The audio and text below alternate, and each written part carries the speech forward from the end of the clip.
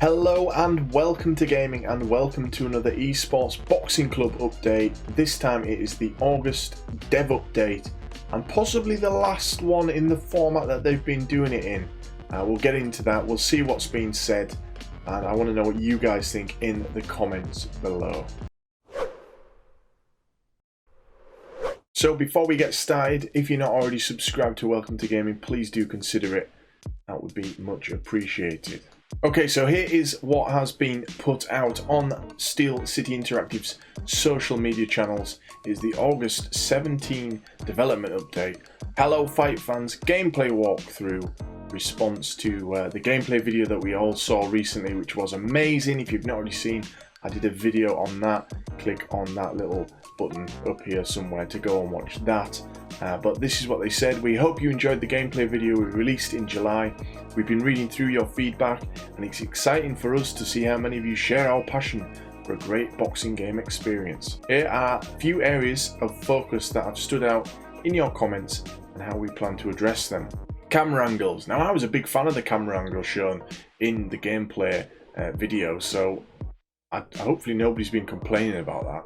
ESBC will feature different camera angles for players to choose from. The view shown in the gameplay walkthrough was just one of those angles that will be available at launch. Great, good to have a little bit of customization available. I know from playing Pro Evolution Soccer that I play a very different camera angle to a lot of the other people in the community. A lot of people come into my streams whilst I'm playing that game and say, how can you use this camera angle? But that's just what suits me, so always good to have those options for us to play about with. Shake/flashes. While some gamers prefer having effects appear in-game that make for a more intense experience, we realise that this isn't for everyone. That's why there will be a custom option for players to disable these aspects, giving you more control over your experience. Again, very similar to what I just said about the camera angles. Always good to have options there for the users to tailor their own experience. Combat/punches.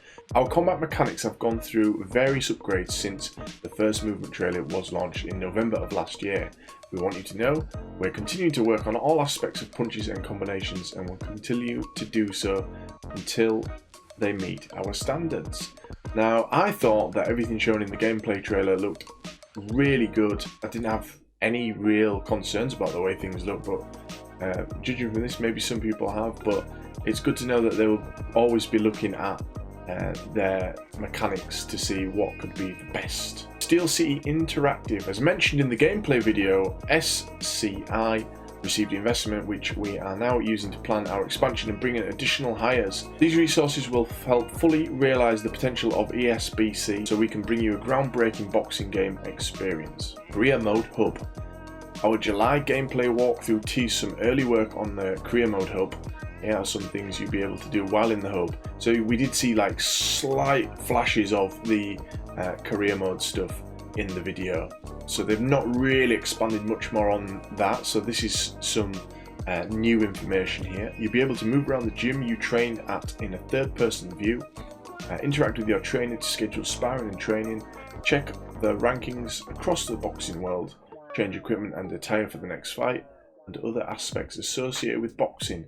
So that's gonna have like it's gonna be like the hub world, like they say, career mode hub, and you're gonna be able to do different things within that zone. Nice little touch, I guess. I'd like to see it implemented, like to see how it looks before making sort of an opinion on that. And the last little bit is them basically saying that they don't think this text-based method of updating the fans is the best way of doing it, and that they're going to be looking at possibly doing just through their social media, just different little things, and they said to keep your eyes on their social media channels and their Discord. So it looks like this is the final text-based update. They've done it for about half a year now, and it has provided sort of regular updates for us, but this one coming out now doesn't really offer too much more on what we saw in the gameplay video thing, so I can see why they might think that they don't need to really do these sort of updates anymore. But they will hopefully continue to keep us updated through the development cycle of this game.